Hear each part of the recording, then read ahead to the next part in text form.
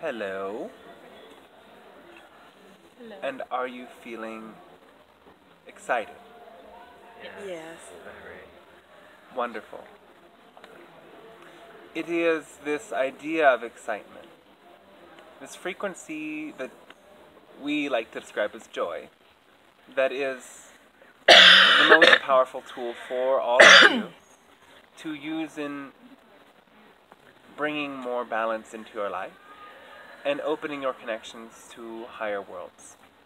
Now, there are very many beings out there, and we could say that all beings are either oriented in one or two ways. Beings are oriented in the nature of service to others, or beings are oriented in the nature of service to self. And the experience of polarity began through the idea of scarcity, that some beings in the first civilization to emerge, known as Lyra, began to feel they had not enough. And so they began to take more for themselves as opposed to allowing the natural abundance that is available in this galaxy to express itself and to nourish all. There was a split off known as Vega that moved in the direction of isolation. Yet the dominating Lyrans attempted to control and subvert these beings, immensely so. And this conflict was so great that it required reincarnate aspects of these beings to transmute the energy through new incarnations in what you know as Orion, and in many worlds. And beings on all levels demonstrate this expression of either service to others or service to self. We say that joy is the greatest frequency, for it is through joy that you come to meet others in the truest expression of all that is. All that is unconditionally loving. All that is unconditionally nurturing. So much so that all that is has given you this wonderful tool of free will. Now, this universe is naturally built upon the principle that as you believe, so you shall experience. That is how ultimately benevolent this universe is. And that is why this universe allows all beings that expression of service to others and scarcity, if that is what they wish to experience. They are allowed to have an experience of lack, and an experience of adversity, by believing in it. Yet that experience of scarcity itself is a gift from the universe, who gives you entire and complete free choice. Now, how do you know which level of beings you are interacting with? The truth of the matter is that you must ask, and it is shown. In your world, you know in a feeling sense. You can lie to each other if you wish, yet your heart understands that there are no lies. That you can feel the truth behind a lie within. And the same is true in higher realms. There are ways that different subtle beings can come and attempt to manipulate you if that is an experience you wish to have, if that is a vibration you match. However, you can undergo a transparent agreement simply with very easy questions. Are you in service to others? If you ask any beings you begin to interact with this question, they must answer transparently. It is universal law that all beings who engage in this type of multidimensional interaction must be entirely transparent. Should you ask such a being, are you in service to others, and they say no, then you can politely decline that interaction. We serve not for the sake of anything other than joy, and we thank you always when we enter your reality, as the reflections you offer us allow us to expand exponentially. You reflect to us the light we offer you. And in this way, you come to know that through serving others, through operating through a level of joy, that level of joy will always return to you. In this universe, there are only a couple of laws that play out in every level, and one of them is that what you put out comes back.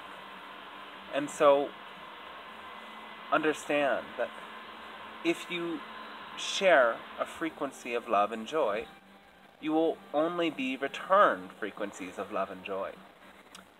And for this reason, beings such as ourselves and many others are so excited and enthusiastic to meet all of you.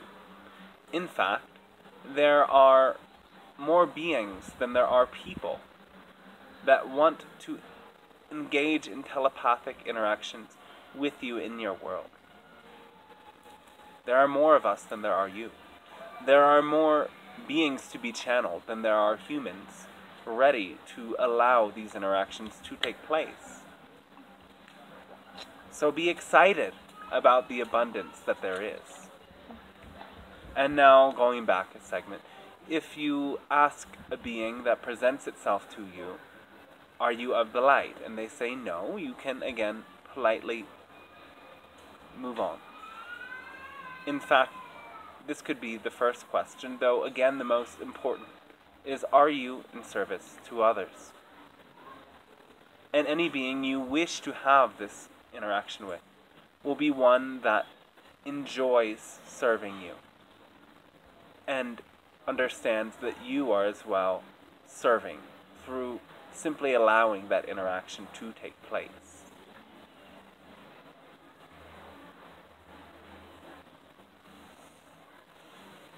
We would like to engage in your questions about the phenomena of channeling now.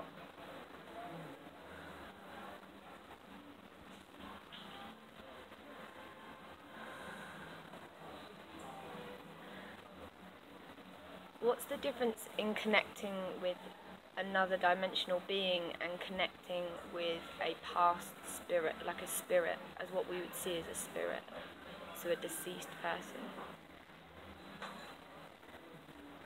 A deceased human person? Yeah. Or what we feel to be more of a human spirit.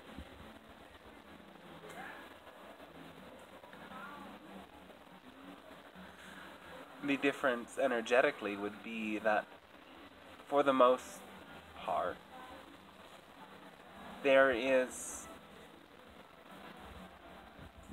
not so much left unsaid, really, by certain humans. There are phenomena you experience to be ghosts, which are simply leftover residual energies. For really, whenever a soul moves into the next incarnation, moves across the veil, they return to source. Though those souls with that idea of unfinished business will leave that phantom in your reality. And there are some humans that do have some message to be shared beyond the veil.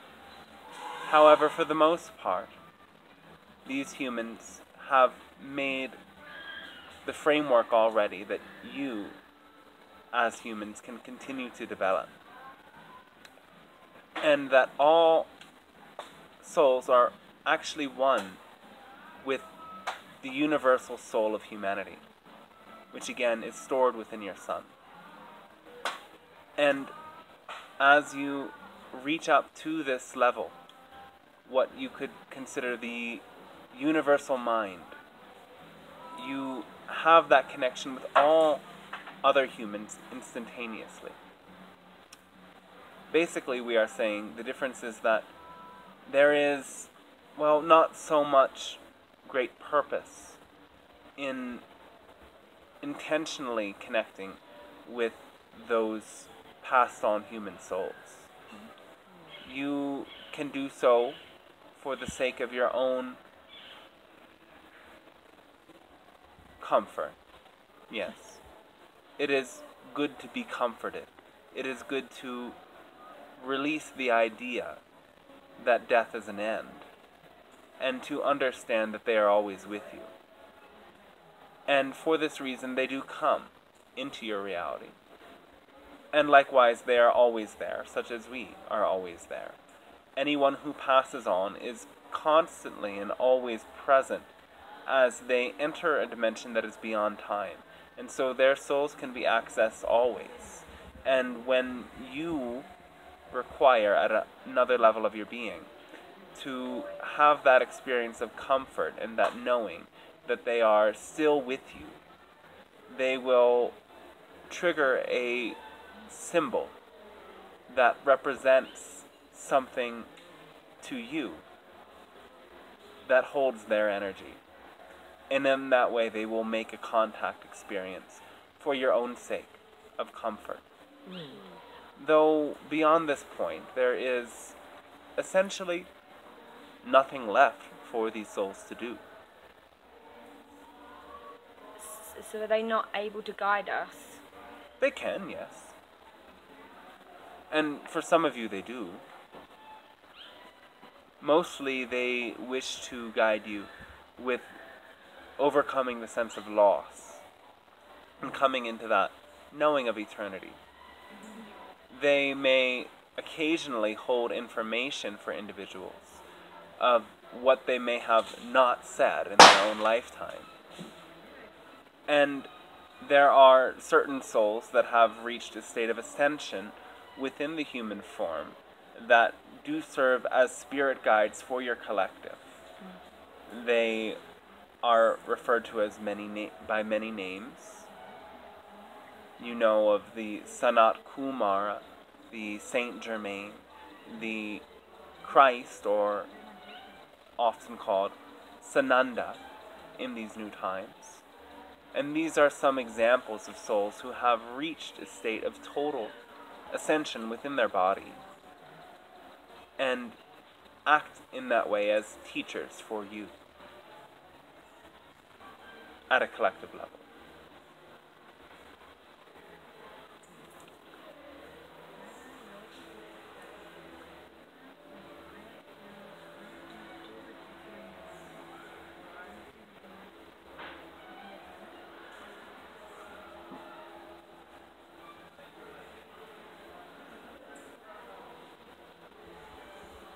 All right, are there further questions?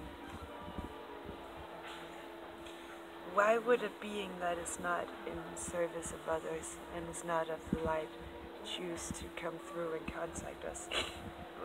What do they want? And could they have something that might be useful for us to hear?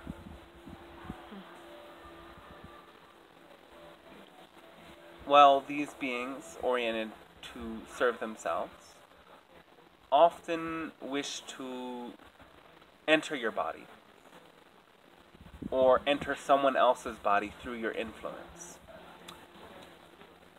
Certain souls long for physical expression, yet have not the karmic backup to bring themselves to reincarnate. And so they will manipulate a human in order to enter their body to have a physical experience of a sexual nature or of an intoxicated nature for that purpose. Other energies or beings simply have chosen to believe in fear. and they wish to amplify their own experience of fear. For some beings, it is believed that the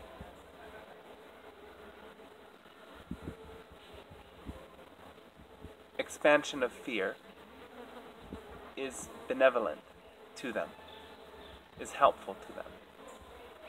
And they believe this only because of the fundamental idea that they are separate from all that is. So all of these beings who are practicing service to self do have fundamentally the idea of separation. And this sense of separation is what motivates their fear and their idea that fear is helpful. This is why the greatest way to end all such actions is to bring one to an experience of unity. To know that one is one with all that is, and therefore with every other being within all that is. Beings who serve themselves believe they are separate, and they have placed so much emphasis into this belief that they have forgotten the point at which they chose this belief. And so they do what they can to find other beings within all that is who have chosen to a degree that belief in separation.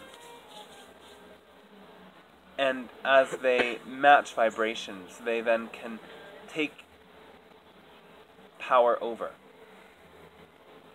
It is not that they take energy from. They simply cut off other individuals' connection to all that is, and therefore, in that state of disconnection, other individuals feel drained, and they achieve their own goal, which is the experience of service to self and power over others. And that allows them to momentarily feel better, though it is not a lasting solution, and then they continue their pattern until its completion. And so you do benefit from interacting with beings of this level for the purpose of learning the idea of separation and coming to transcend that idea of separation. It is not a pleasant experience to interact with a being of a low level, of a level of service to self. It is not pleasant, for these beings will disconnect you. They will confuse you. They will make you feel not good, essentially. Yeah. Though that experience can be used for your benefit. And we say this now because some of you in this group have had experiences of these beings using you and manipulating you, of confusing you for their own purposes. And this interaction you may not have understood in the moment, though you will now. This experience has served your evolution. Was not easy, though it is the same kind of interaction that can take place in a positive and expansive way. And we share this information with you because you will be met by many beings, and if you ask the simple question, are you in service to others, you will save yourself a lot of hassle, you could say. Right. Can I ask a question? Yes. How do you know if perhaps an entity or another being or is attached to you?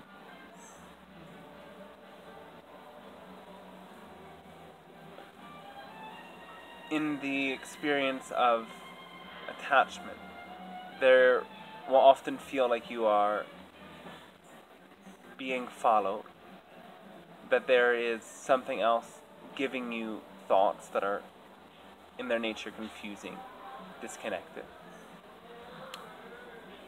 You may feel that someone else is with you, watching you. We do not perceive that to be the experience in the present moment of anyone here and now with you, though in the past it has been so. But what it would be the difference of one's own ego, which has fear, versus an entity? Do you know what I mean?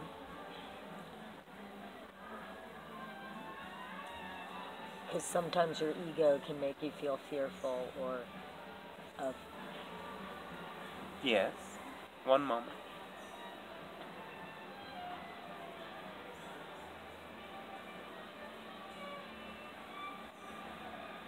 The difference is very subtle, essentially.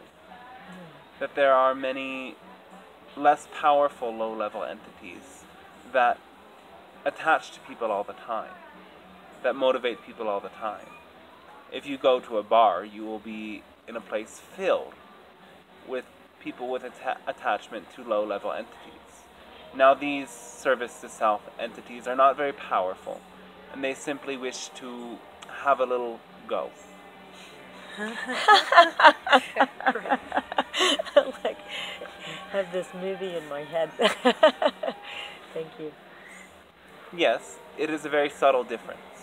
Okay. In the case of what you have called possession, it will be very clear that there are multiple personalities expressing through the same individual.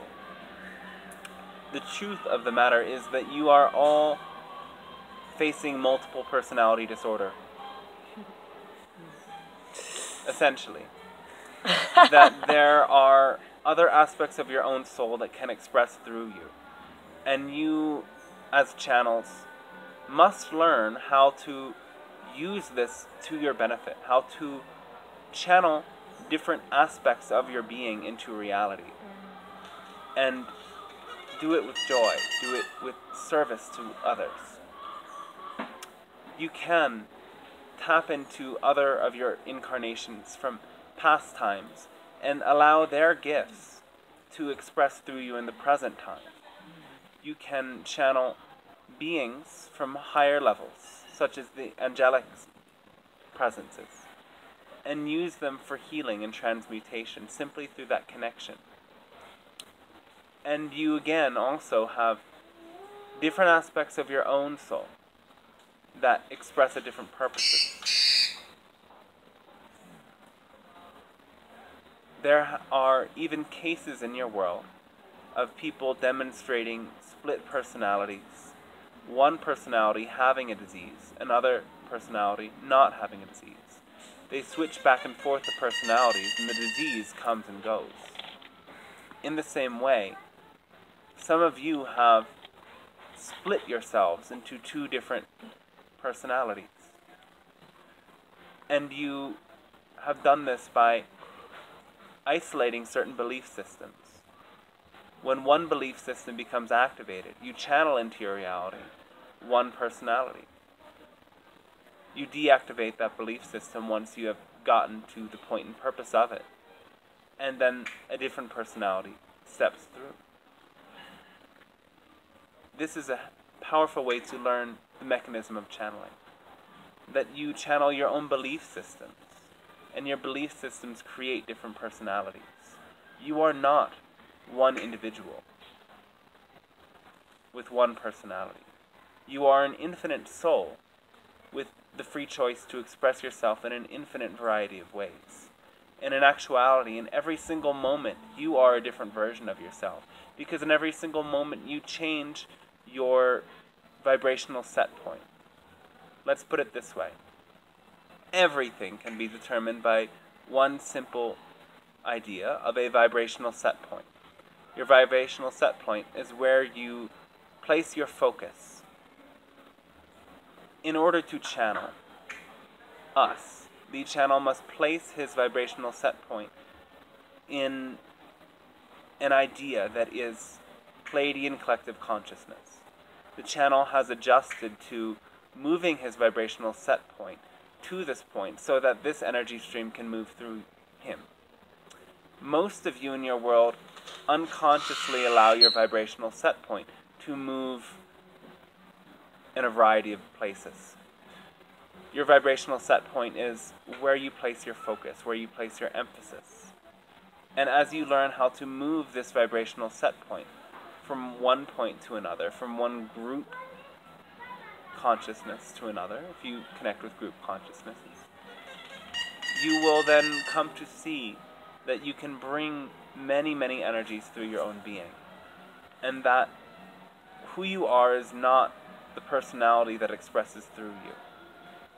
It can be helpful to some degree to identify with the personality that expresses through you for the purpose of having grounding in your world.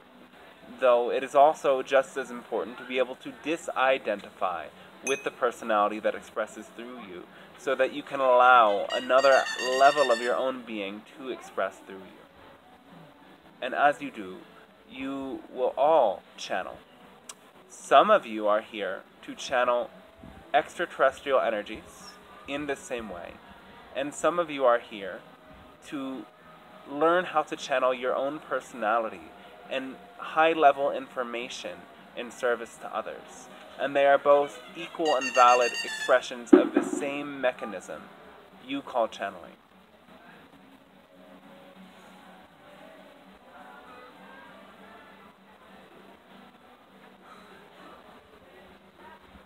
Why am I here? That's up to you. The thing is that you all have infinite free choice. That there may be one set of trajectories that you create in each moment, though in every moment you can choose to direct it in a different way. We cannot tell any of you anything about your future, because if we told it to you, you would probably change it. So in other words, what do you want? Why do you wish to be here?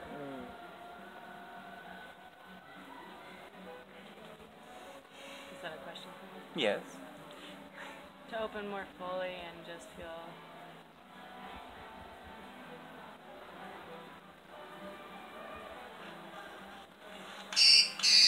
feel more sort of stable in my direction, I guess. All right.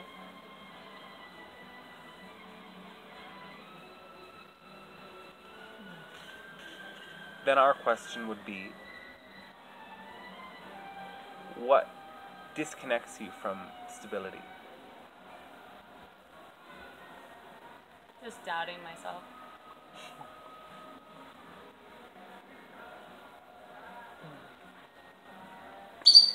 What is it that you doubt? Just like what you were talking about when you first began channeling, and like not being sure what's, like, if you're just making things up. Like, it's a fine line using your imagination and connecting with other places or whatever. What if it isn't a fine line? Yeah, exactly.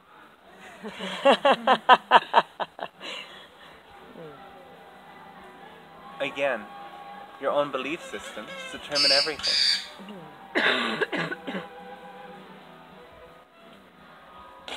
Doubt is an option. Trust is an option. Which one feels better? Trust. Obviously, yes. So if you choose doubt, there sometimes is a backup, a payoff that you receive for the experience of doubt.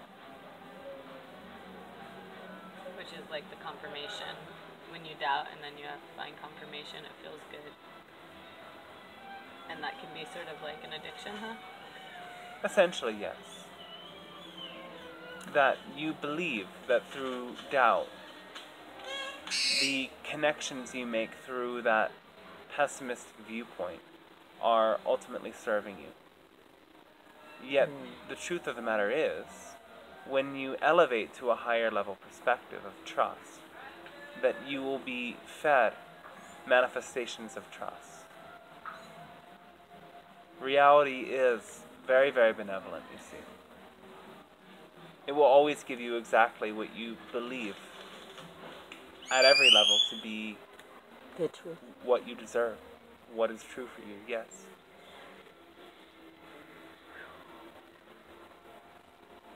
to relinquish even more doubt, that idea of truth is very helpful to explore. For what is truth? What is objectively true? What is truth? We have our truth, and our truth has been helpful for us in expanding as a group of beings. Though even within our world there is diversity of truths. And in order to come to a level of a collective telepathic mind, which every member of our world has a deep and complete connection with, the collective mind had to understand the idea that all individuals have their own expression and experience of truth. There is no such thing as an objective truth. There is only what is true for one individual. And everything that that individual believes to be true is true. And so, release the idea that making things up makes something less valid. For it is what you make up that makes itself into your reality. You might as well begin to, rather than trying to figure out what is true, make up what you want to be true, and the universe will give you an experience of that being a real solid manifestation. Most of you attempt to find what is true in order to get to a place where things feel good. But if you instead made up something that feels good, life will start to form to your reality in that way. And this applies in every field of your life, in your relationships, in your health, in your finances, in your connection to others, and in the ways that you serve others. If you make up a way that feels good for you, the universe will often give you an expression of what you have just seemed to make up, because you're not making anything up. You are tapping into an infinite field of consciousness in which all ideas already exist. And your own awareness is simply moving from one point to another within that field of ideas. All are eternal, and all are valid, and all have always existed. You move your point of focus there, and from a human perspective of time, it feels like you make it up. From our perspective, you are simply browsing through the classifieds of infinity and dialing up a number of thought and belief, and calling it into your reality. All of the ideas, all of the images were already in that paper of classifieds of infinity, and you simply choose which one.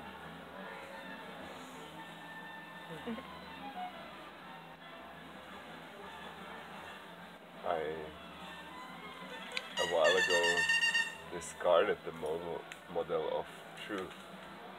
Yes. There's nothing for me I can grab on or feel on. There's only opportunity. Yes. There's only me buying in models, me having beliefs, me settling for something. That just reflects my present state of being. What other people might title "This is true." But true is nothing that persists. True is only presence, which can change all. Yes, and we would say that truth can be redefined continuously. And that to own what is true for you will allow others the experience of finding that own personal truth and validating it.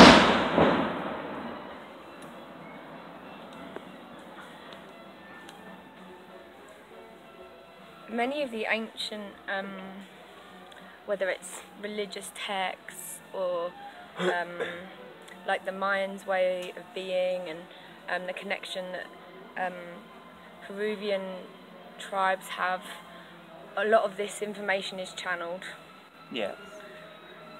So why have we as a why has the human race needed so much interference when it comes to spirituality and guidance?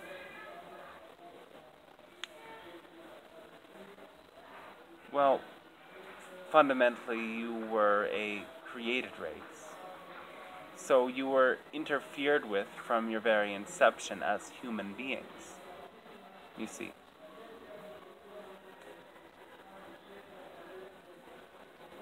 All right, we shall do this one more time. You as humans, again, are a created race. Now, there were many species of humans that existed before you came into being, and you may call them Atlanteans or Lemurians, and there are even those before that time as well. Understand that there are many humanoid races within this galaxy, that you are not the only humanoid race having the same complexion, the same general facial structure, so on and so forth, the same anatomy, the same genetics. You are but one of many. And this current human race was created by another humanoid race known as the Anunnaki. Before their coming to your planet, the other human races descended into the core, or rather the crust of your Earth, and built subterranean cities. On the surface were many primate species.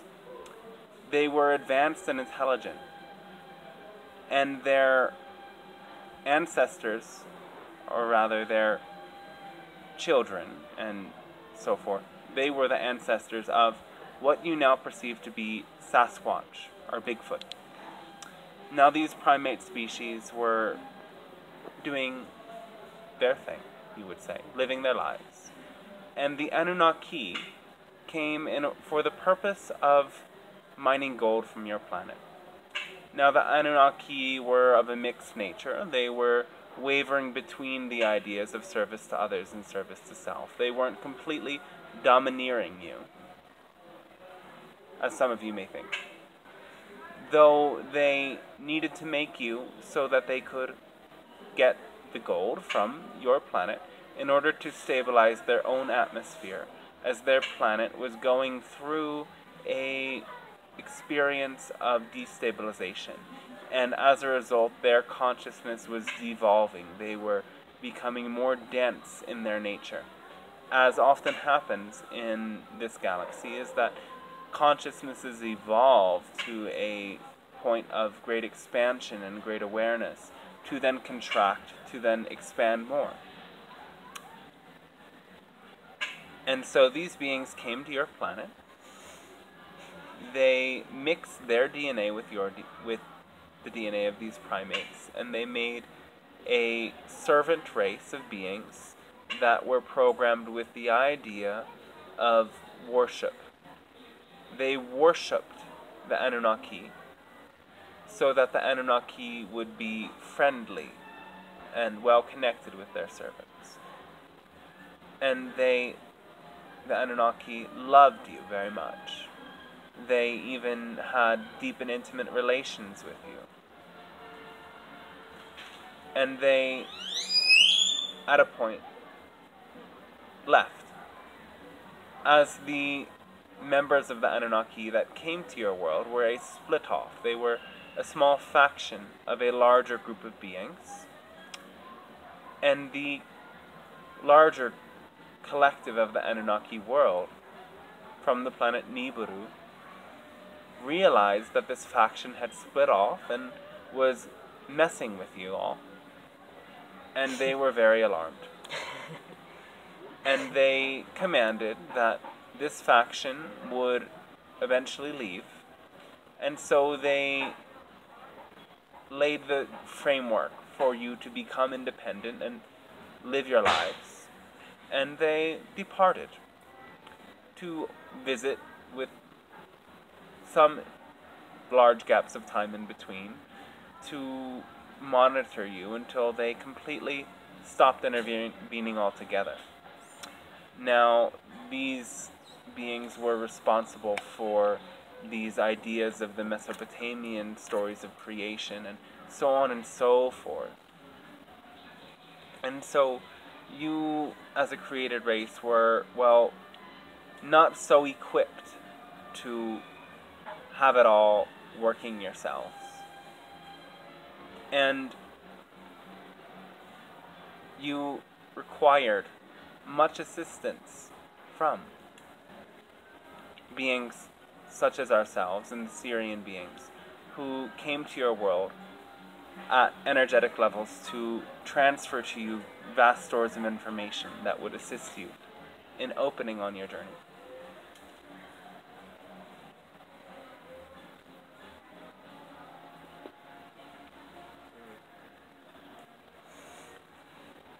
And now with this opportunity, how do we attune to our highest purpose for being here?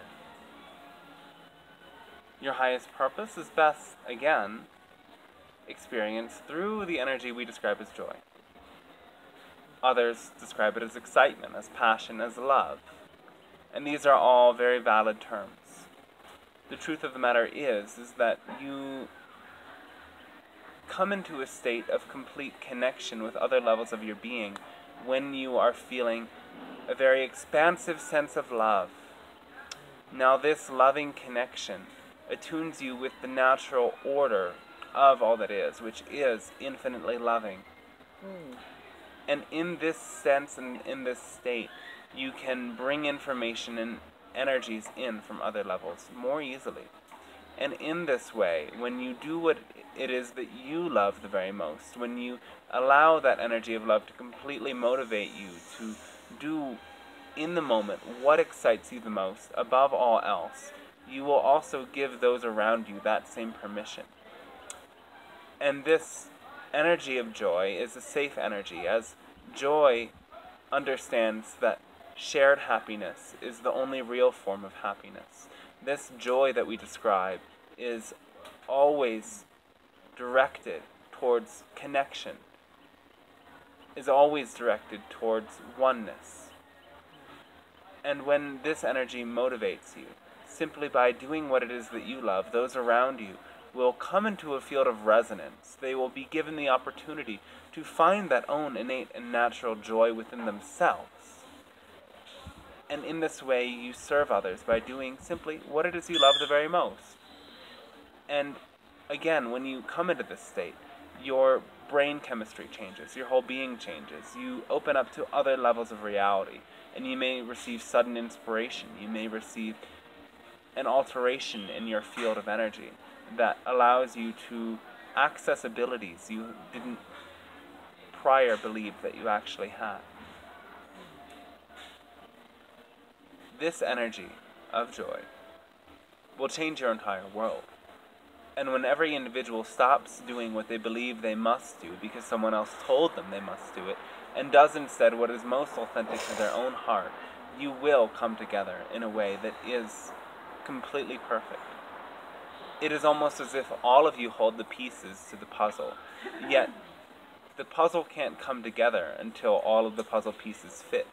And the energy of joy sculpts the pieces of the puzzle so that they can fit together and come together in a perfect way.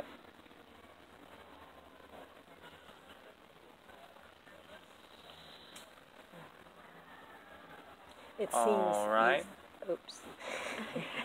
We will again take a moment of pause to allow the channel some moments of refuge. We are a very large presence, you must understand.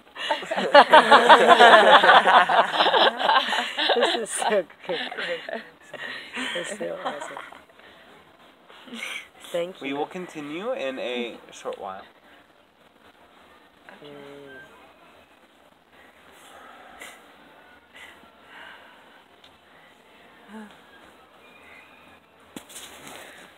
How do you guys... Wow, that was